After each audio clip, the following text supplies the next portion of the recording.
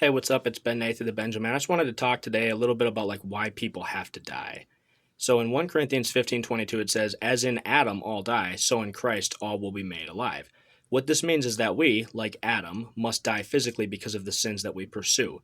In Genesis 2:17 it said that if they ate from the forbidden tree, it would like introduce death into the world, and then they did. So that's why they had to die.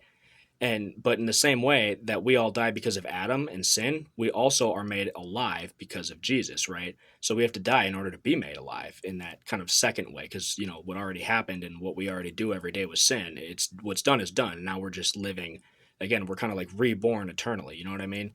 Based on how we live our lives. And that kind of brings me to John 14:6, where Jesus says, "I am the way and the truth and the life, and nobody comes to the Father except through me." So if Jesus is the life, then we find life through him and through living like him. And this is the only way we get to come closer to God, including eternally. So this world is not our final destination. How we live with the time that remains will determine where we stay eternally. In order for such a system to be in place, it would require death. Otherwise, what's the difference between eternity and what we have on earth? Promise.